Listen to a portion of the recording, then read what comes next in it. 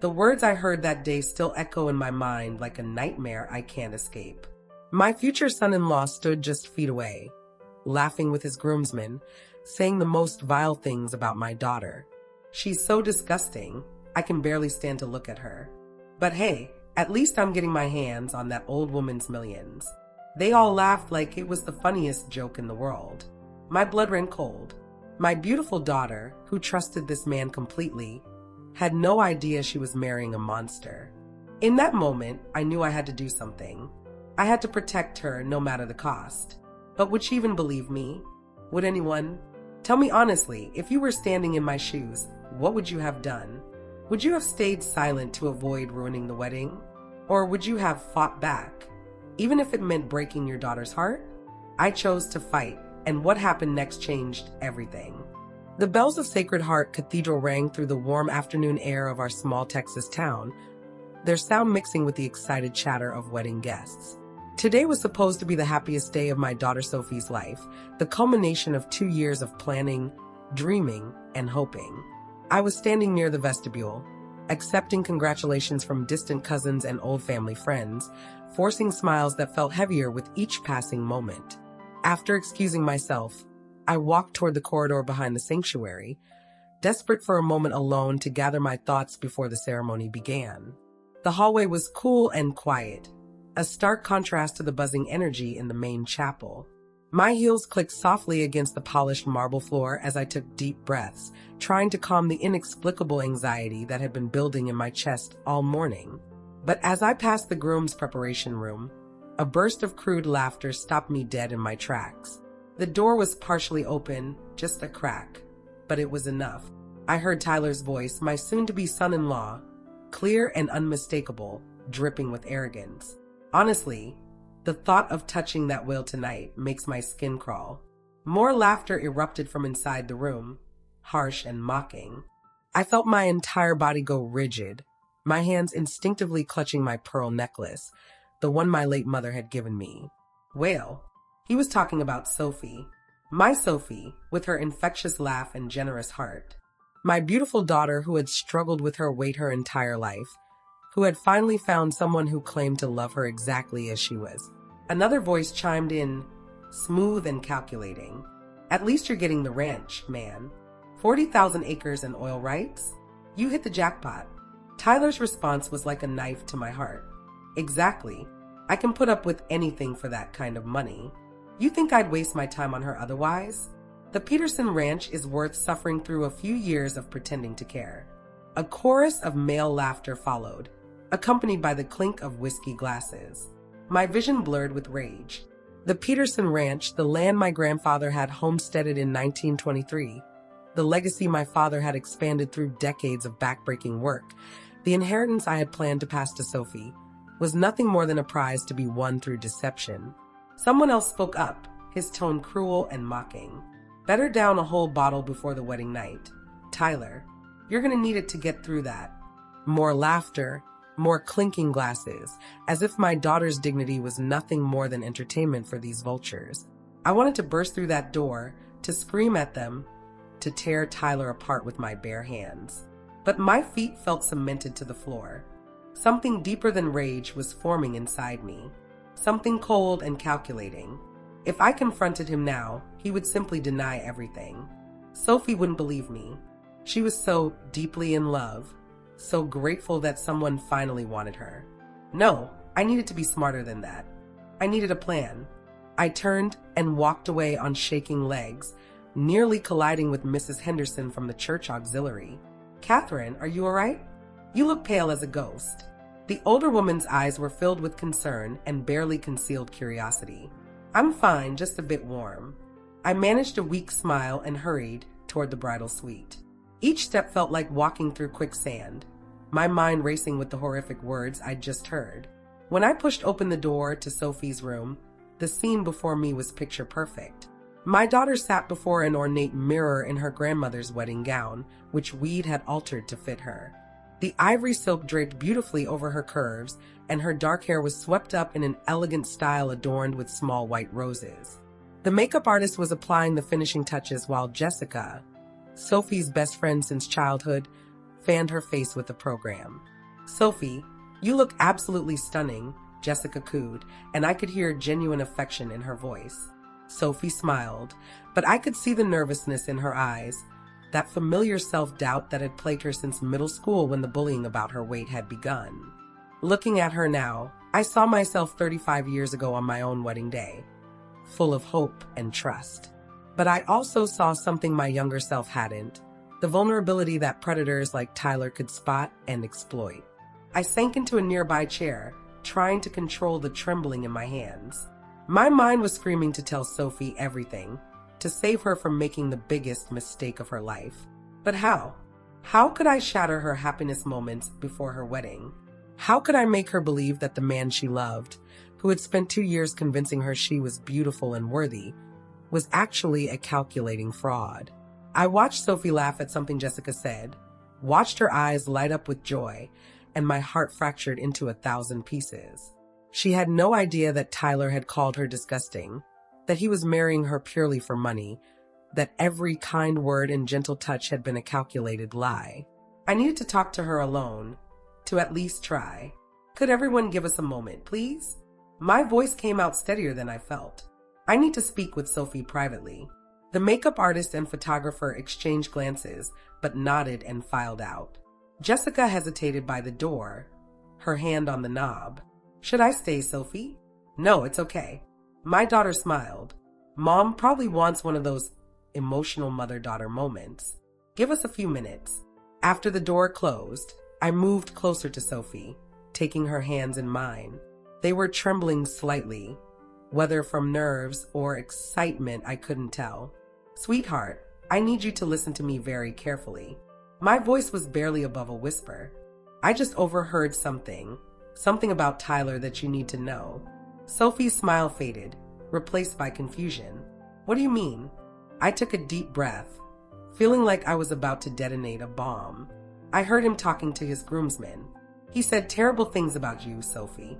He called you, he used awful words. He said he's only marrying you for the ranch, for the money. He doesn't love you, honey." The color drained from Sophie's face. Her hands went limp in mine. "That can't be true." Her voice was small, childlike. "Mom, you must have misunderstood. Tyler loves me. He tells me I'm beautiful every single day. He's the first person who ever made me feel like I wasn't just, like I was worth something." The pain in her voice was excruciating. I remembered all the times I'd held her while she cried about kids at school making fun of her weight, all the times she'd asked me why no one wanted to date her, all the insecurity Tyler had pretended to heal. I didn't misunderstand, Sophie. I was right outside the door. I heard him clearly. He called you disgusting. He said he could barely stand the thought of being with you tonight. He laughed about it with his friends. He said the only reason he's going through with this is to get his hands on our family's property.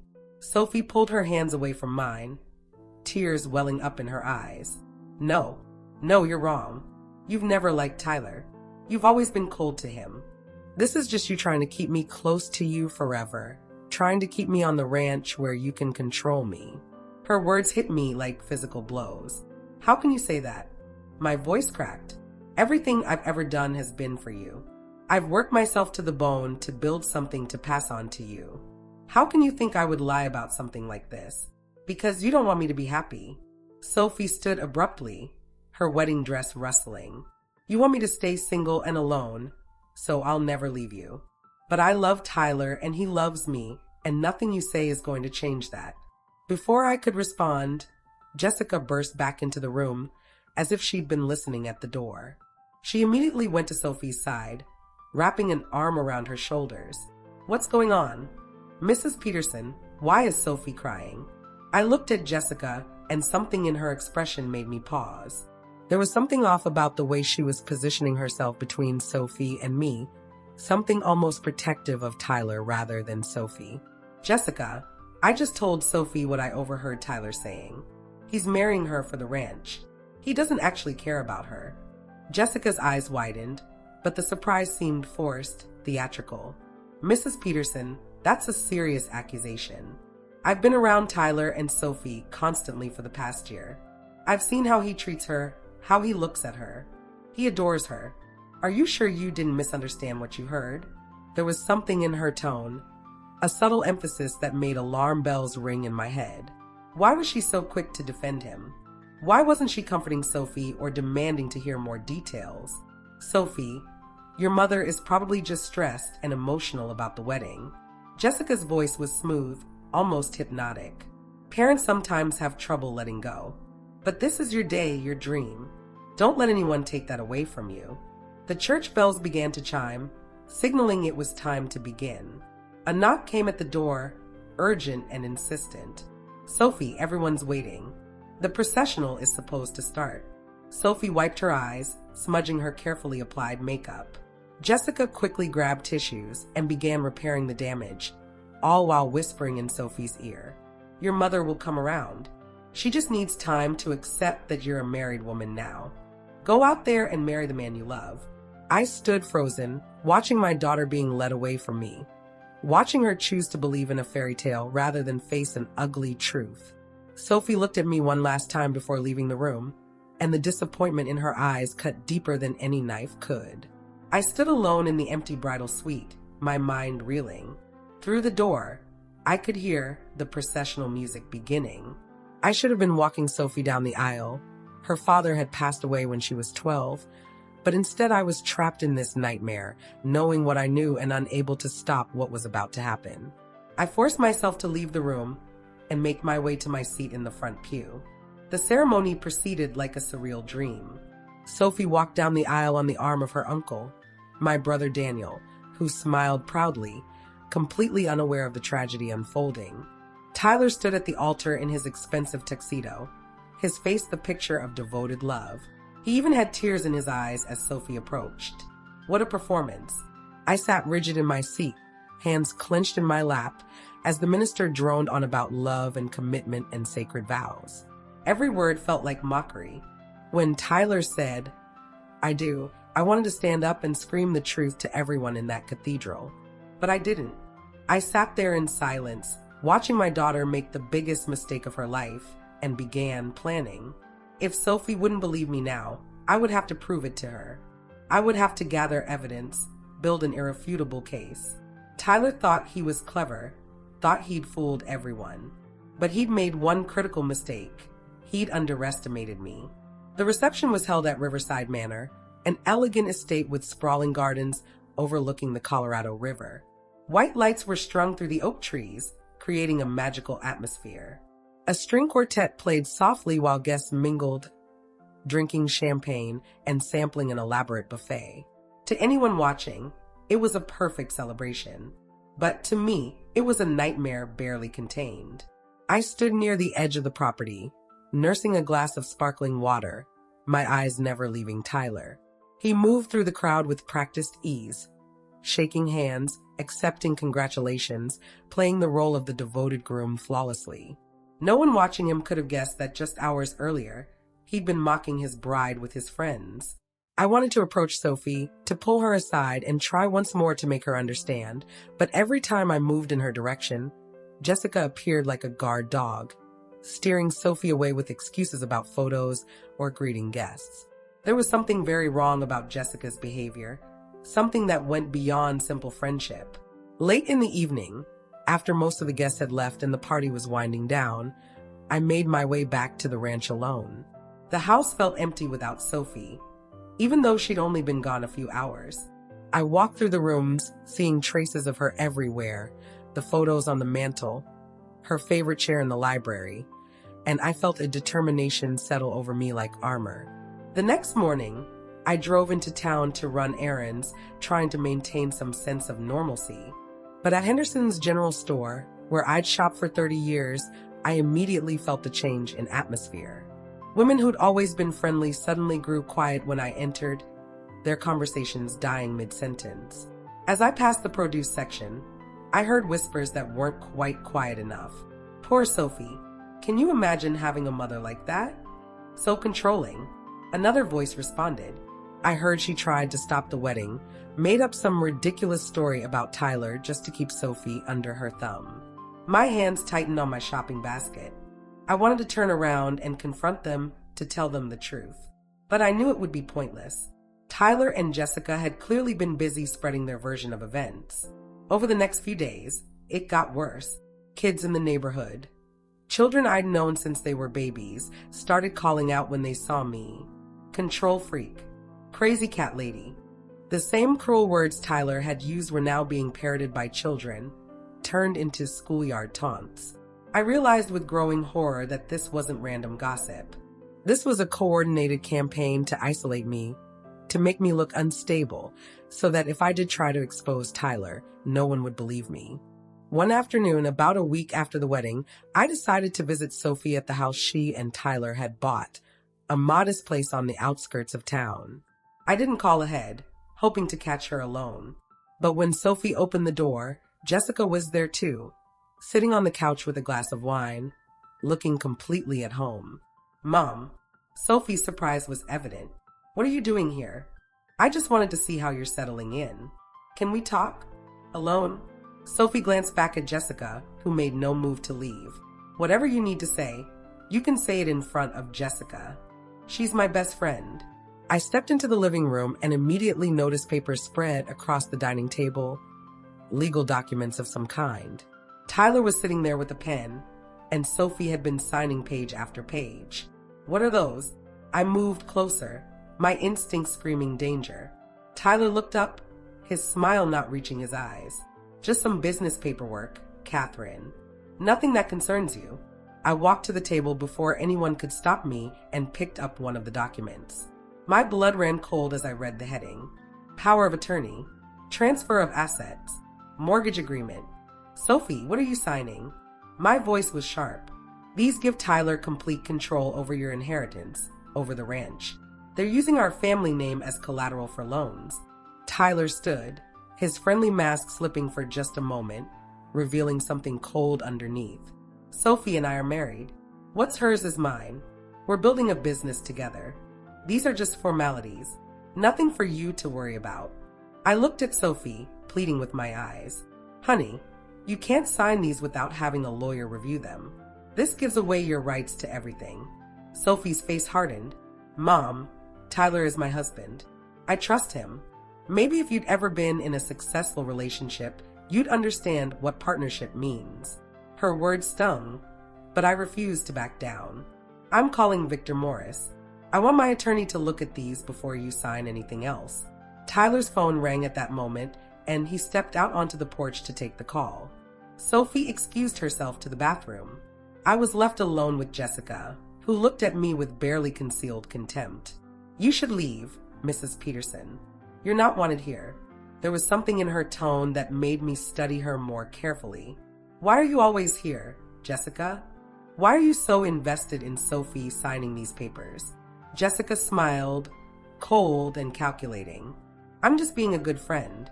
Someone has to support Sophie since her own mother is trying to sabotage her happiness." I left shortly after, but not before I'd used my phone to secretly photograph several of the documents while pretending to check a text message. My hands shook as I drove back to the ranch. Once home, I immediately called Victor Morris, the attorney who'd handled my family's legal affairs for 20 years.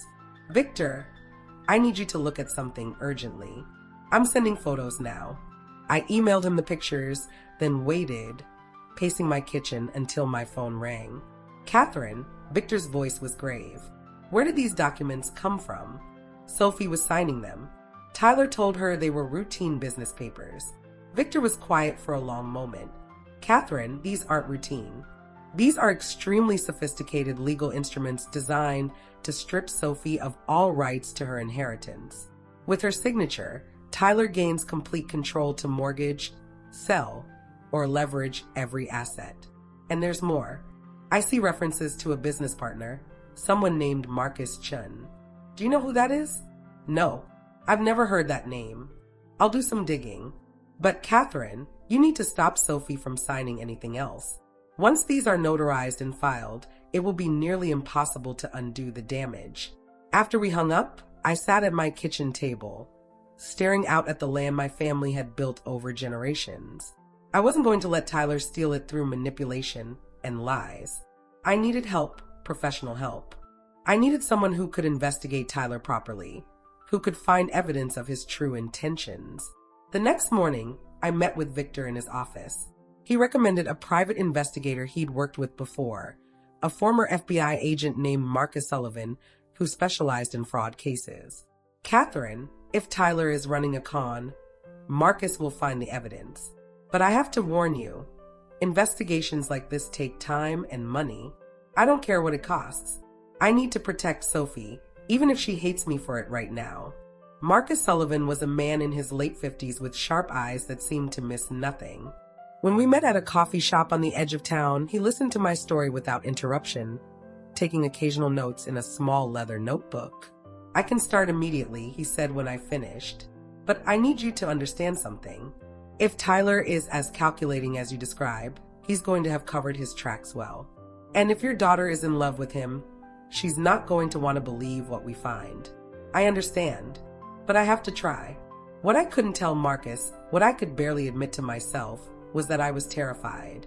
Terrified that I was too late, that Tyler had already secured everything he needed. Terrified that Sophie would never forgive me. Terrified that I was about to lose my daughter forever. Tell me honestly, what would you have done? Would you have given up to preserve the peace? Or would you have kept fighting? Because I chose to fight, and 3 days later, Marcus called me with information that made everything so much worse. "Mrs. Peterson, I have preliminary findings. We need to meet in person." His voice was tight, controlled. When we met at his office, Marcus slid a manila envelope across his desk. Inside were photographs that made my stomach drop. Tyler, holding hands with a beautiful young woman, entering expensive restaurants, shopping at high-end stores. In one photo, he had his arm around her waist, looking at her the way he'd looked at Sophie on their wedding day. "Who is she?" I managed to ask through the rage burning in my chest. "Her name is Amanda Liu. She works at First National Bank in Houston. I followed them for 2 days. They meet regularly, and they're not hiding it, at least not in Houston where no one knows them." Marcus pulled out more documents. But that's not the worst of it. I dug into Tyler's background. His real name is Tyler Bradford, and he has a history. 6 years ago in Arizona, he was investigated for a similar scheme. He courted a woman from a wealthy family, married her, gained access to her trust fund, then divorced her and disappeared with most of the money. The case never went to court because the family paid him off to avoid scandal. I felt sick. This was so much worse than I'd imagined. Tyler wasn't just greedy, he was a professional con artist. And Sophie had no idea. "Is there more?" I asked, almost afraid of the answer. Marcus nodded grimly. "I managed to get audio recordings. Tyler and Amanda at a restaurant, and Tyler with someone else, a man I believe is Marcus Chen, his business partner." He handed me a small device. "You should prepare yourself. This is difficult to hear." I pressed play, and Tyler's voice filled the room, that same confident tone I'd heard at the wedding. "Sophie is so easy to manipulate. She's desperate to believe someone could actually want her. Once we have full control of the Peterson assets, we can leverage them for at least 20 million. Amanda's voice was light, almost playful. "And what about dear Sophie? What happens to her after you've cleaned out her accounts?" Tyler laughed, the sound making my skin crawl. "I'll keep her around for a year, maybe 2. Long enough to fully liquidate everything. Then I'll divorce her, claim she was mentally unstable, maybe even dangerous. Her own mother already thinks she's foolish for marrying me. Won't be hard to convince a judge." I had to grip the edge of Marcus's desk to keep from collapsing. They were planning to destroy Sophie completely, financially and emotionally. This is criminal conspiracy, fraud, possibly more. I pressed stop, unable to hear anymore. "What do I do with this?" "You take it to the police. You take it to your attorney. And you prepare for war, Mrs. Peterson, because when this comes out, it's going to get ugly." That night, I barely slept. I kept replaying Tyler's words in my mind, the casual cruelty of his plans for Sophie. But I also thought about strategy. If I went to Sophie now with this evidence, would she believe it? Or would Tyler and Jessica convince her the recordings were fake, that I'd hired actors? I needed more leverage. I needed someone Tyler wouldn't expect, someone whose testimony he couldn't dismiss. The next morning, Marcus called again. Mrs. Peterson, I found something else. Something that might be your key. What is it? Tyler has a brother, Dylan Bradford. They had a major falling out 5 years ago over money. Tyler scammed Dylan out of his share of their father's inheritance. Dylan lost everything, his business, his house, nearly his marriage. If anyone has reason to expose Tyler, it's him. Where is Dylan now? Living in a trailer park outside of Austin. He works construction. From what I gather, he's barely scraping by while his brother lives large off other people's money. I want to talk to him. Can you arrange it? Marcus was quiet for a moment. Are you sure? Dylan is bitter, angry. He might not be the most reliable ally. I don't need reliable. I need someone who knows Tyler's methods, who can testify to his character. Set it up. 2 days later, I found myself driving to a rundown trailer park on the outskirts of Austin. The address Marcus had given me led to a small, weathered trailer with a rusty pickup truck parked outside. I knocked, my heart pounding. A man opened the door, and the family resemblance to Tyler was unmistakable. The same sharp features, the same build. But where Tyler was polished and groomed, Dylan looked worn down by life, unshaven, tired eyes, paint-stained work clothes. Yeah, his voice was rough. I'm Catherine Peterson. I believe you know my son-in-law, Tyler Bradford. Dylan's expression darkened immediately. That son of A. He caught himself. What do you want? To talk. About what Tyler did to you, and what he's doing to my daughter now. Dylan studied me for a long moment, then stepped back. You better come in. The interior of the trailer was cramped but clean. Dylan gestured to a small table and we sat. He didn't offer me anything to drink, just waited for me to speak. My daughter married your brother 3 weeks ago, but I don't think she knew who she was really marrying. Dylan laughed bitterly. Let me guess. He told her he loved her, made her feel special, and now he's working on getting access to family money? I nodded. He's having her sign documents that give him control of everything we own. 40,000 acres, oil rights, mineral rights. Our family's entire legacy. Dylan's hands clenched into fists. That's exactly what he did to me. Our father died and left the business to both of us. Tyler convinced me to sign papers, making him managing partner. Said it was just to simplify the tax situation. Within 6 months, he'd mortgaged everything, taken out massive loans using the business as collateral, then transferred all the money to offshore accounts. By the time I realized what was happening, it was too late. The business collapsed under debt and I lost everything. I'm sorry. I don't want your sympathy. Dylan's voice was hard. Why are you here? I have evidence that Tyler is planning to do the same thing to Sophie. But she won't believe me because she's in love with him. I need someone who can testify about his past, who can show this as a pattern. I need you to help me stop him before he destroys my daughter the way he destroyed you. Dylan was quiet for a long time, staring at his calloused hands. You know he'll come after me if I testify against him. He'll dig up every mistake I ever made. Make me look like a liar and a failure. I know it's asking a lot, but we can stop him together. We can make sure he faces consequences this time. Tell me something, Mrs. Peterson. Dylan looked up, his eyes hard. If you had known all this before the wedding, would you have stopped it? Or would you have let your daughter marry him anyway to learn her own lessons? I met his gaze steadily. I would have burned down that church before I let them say I do. But I didn't know then what I know now. My daughter doesn't believe me because Tyler has spent 2 years grooming her, breaking down her defenses. I need help to save her. Dylan stood and walked to a closet, pulling out a cardboard box. He set it on the table and opened it. Inside were files, documents, printed emails. This is everything I have on Tyler. Every lie, every manipulation, every crime I could document. I've been holding on to it, thinking someday I'd get my chance to take him down. Looks like that day is here. Relief flooded through me. You'll help? Dylan nodded slowly. But I want something in return. If we're going to expose him, I want my share of my father's estate back. Tyler owes me $200,000 and I want it. If we can recover anything from him, you'll get what he owes you. I promise. We shook hands and I felt for the first time like I had a real chance. With Dylan's testimony and documentation combined with Marcus's investigation, we could build an unbreakable case. But we had to move fast. Victor, my attorney, filed a lawsuit on my behalf within the week. The charges were extensive fraud, forgery, conspiracy to commit theft, breach of fiduciary duty. We named Tyler as the primary defendant, but also included Marcus Chun, his business partner, and several shell companies they created to hide assets. The day the lawsuit was filed, I drove to Sophie's house to tell her in person before she heard it from Tyler. But when I arrived, Tyler's truck was in the driveway, and through the window I could see him and Sophie talking, his arms around her in what looked like a comforting embrace. I knew he'd already gotten to her first, already started spinning his version of events. I knocked anyway.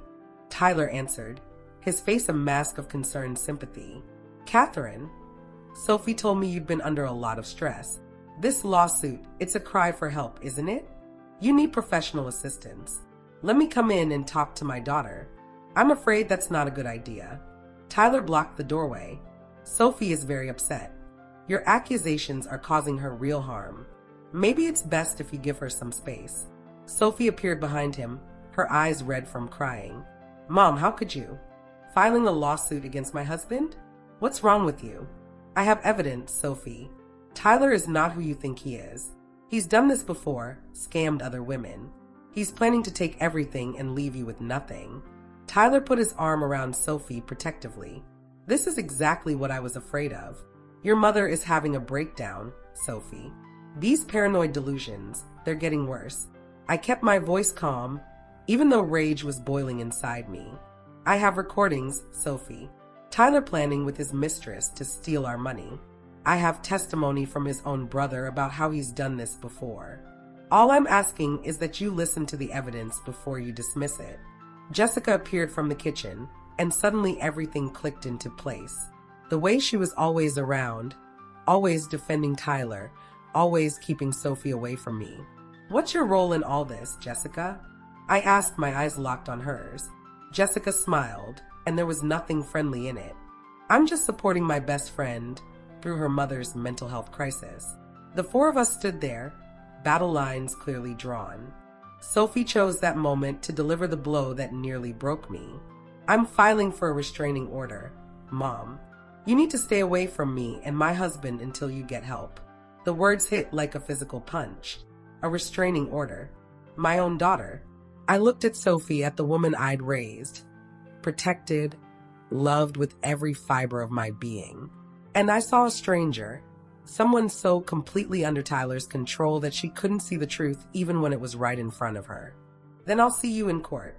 I turned and walked away, tears finally streaming down my face. But I wasn't giving up. I was just getting started.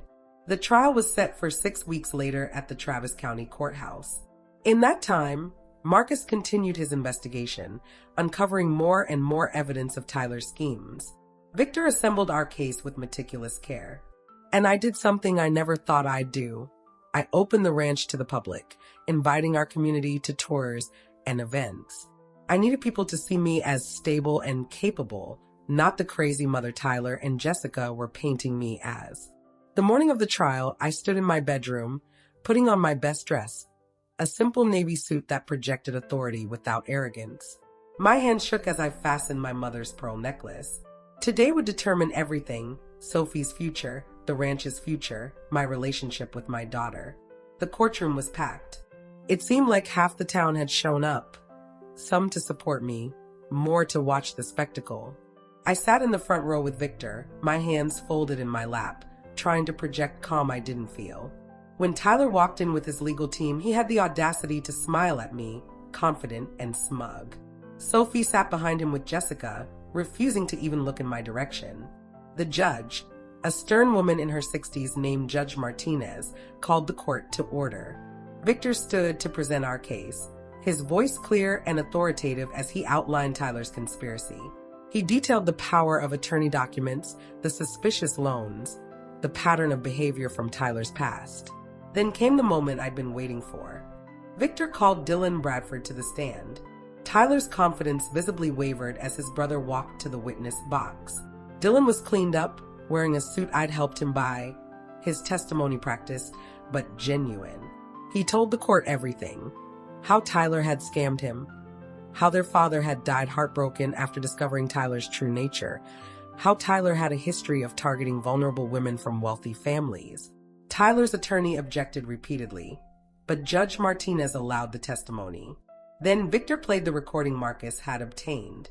Tyler's voice filled the courtroom, cold and calculating, talking about manipulating Sophie, about stealing everything, about abandoning her once he'd cleaned out her accounts.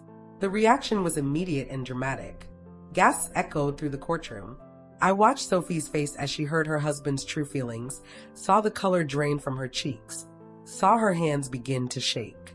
Tyler tried to object, claiming the recording was fake, edited, taken out of context. But Marcus took the stand next and presented his credentials, his methodology, the chain of custody, for the evidence. It was airtight. The most powerful moment came when Victor asked to play a second recording, this one of Tyler and Jessica talking. Jessica's voice was unmistakable. She's completely under control. Sophie will do whatever Tyler says, and she thinks I'm her best friend. It's almost too easy. This is why I wanted in on the deal, Tyler. 50% of the take, like we agreed. The courtroom erupted. Sophie stood suddenly, tears streaming down her face, staring at Jessica with absolute betrayal in her eyes. Jessica tried to leave, but bailiffs blocked the doors. Judge Martinez banged her gavel repeatedly. Order. Order in this court. When silence finally fell, the judge looked at Tyler with undisguised disgust. Mr. Bradford, or whatever your real name is, I've seen many things in my years on the bench, but this level of calculated cruelty is remarkable even to me. Does the defendant wish to make a statement? Tyler's attorney advised him to remain silent, but Tyler, perhaps realizing he was finished, stood anyway. His mask had completely fallen away, revealing the cold manipulator underneath. You all act so shocked, but you're all hypocrites. He gestured at the courtroom. Sophie was desperate for someone to want her. I gave her that fantasy. She was happy being deceived. And yes, I would have taken the money, because people like the Petersons don't deserve their wealth anyway. They sit on land they stole from others generations ago and act like they're better than everyone. The judge's face hardened. Mr. Bradford, you are found guilty of fraud, conspiracy to commit theft, forgery, and breach of fiduciary duty.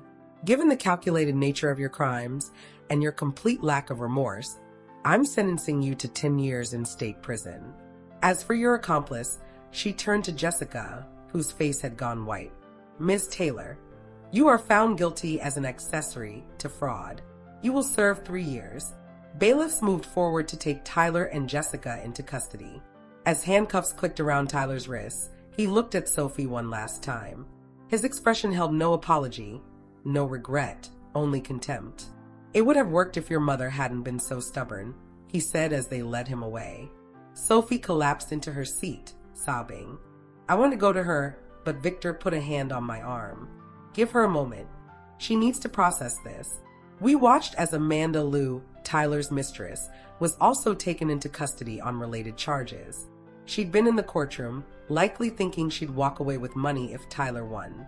Instead, she'd be facing her own trial. The courtroom slowly emptied. I sat there, feeling no triumph, only deep exhaustion and sadness. I had won the legal battle, but had I lost my daughter in the process? Finally, Sophie stood. She walked slowly toward me, her face streaked with tears, her wedding ring still on her finger. For a long moment, we just looked at each other across the divide that had grown between us. Mom, her voice broke on the word. I'm so sorry. I should have listened to you. I should have believed you. I opened my arms and she collapsed into them, sobbing like she hadn't since she was a little girl.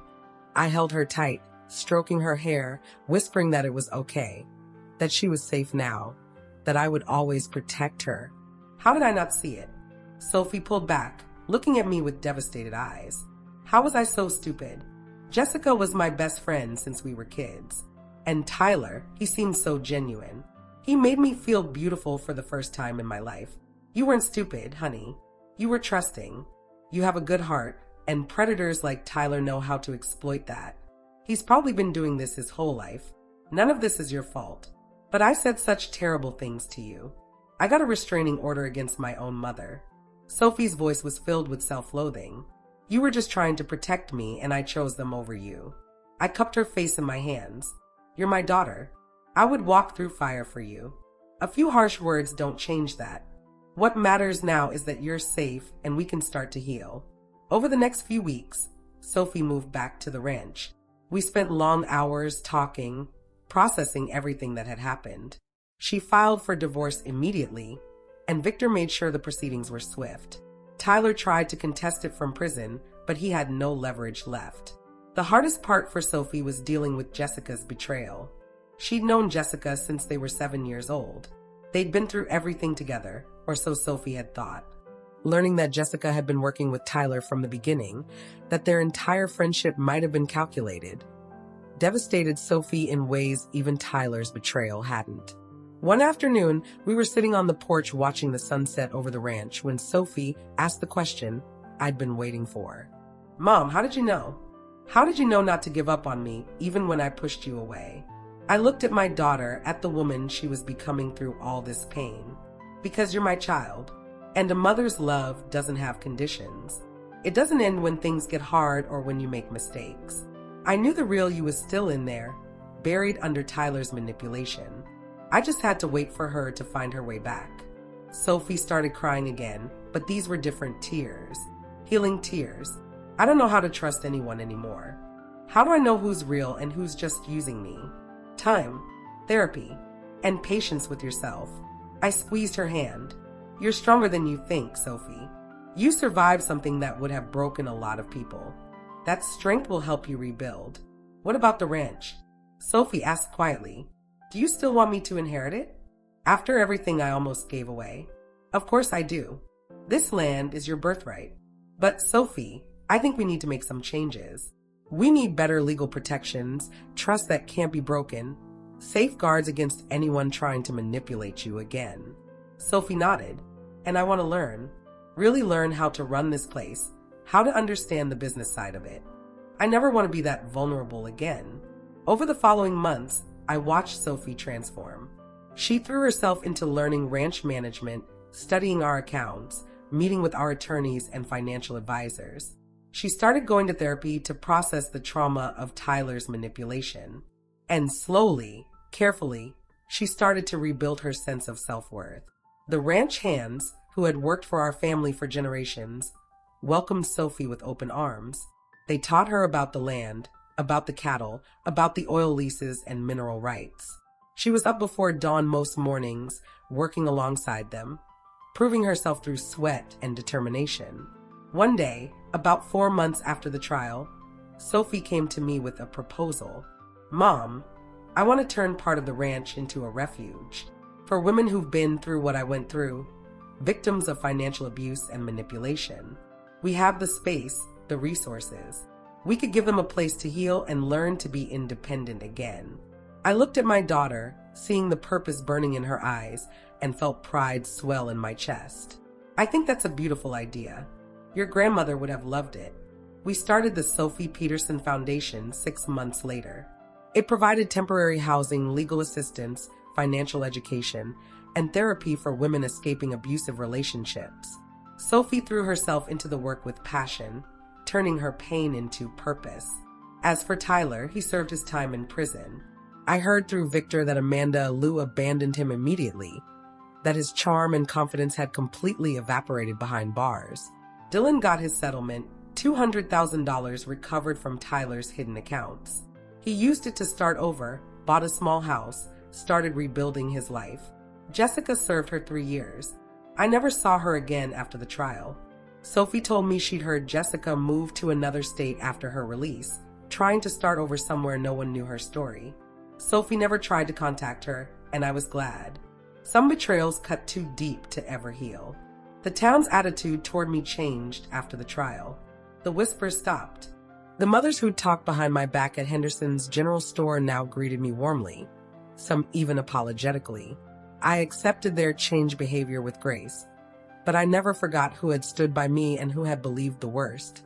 2 years after the trial, on a warm spring evening, Sophie and I stood on the porch watching the sun set over the ranch. She'd lost weight through her healing journey, not because anyone pressured her, but because she'd started taking care of herself, running the ranch roads every morning, eating better, finding peace in her own skin. "Mom, can I ask you something?" Sophie leaned against the porch rail. "Do you ever regret fighting so hard? Would it have been easier to just let me make my mistakes and learn from them?" I thought carefully before answering. "If I had let you marry Tyler without fighting, you would have lost everything. The ranch, your inheritance, probably your sense of self. By the time you figured out his plan, it would have been too late to stop it. So no, I don't regret it. But Sophie, I need you to understand something. I didn't fight for the ranch or the money. I fought for you, because you're worth more than any amount of land or oil rights. You're my daughter, and your happiness and safety will always matter more to me than anything else." Sophie hugged me tight. "I know that now, and I'm sorry it took me so long to see it." We stood there together as darkness fell and the stars came out. Two women who'd been through hell and come out stronger on the other side. The ranch stretched out before us, land that had been in our family for 4 generations, land that Sophie would now pass on to her own children someday. The work wasn't over. Sophie still had hard days, moments when she doubted herself or struggled with trust. But she was healing, growing stronger every day. And I was there beside her, the way I'd always been, the way I always would be. Sometimes late at night, I still thought about that day at the cathedral, about the cruel words I'd overheard. I thought about how close we'd come to disaster, how easily Tyler could have succeeded if I hadn't been in the right place at that exact moment. It terrified me to think about it.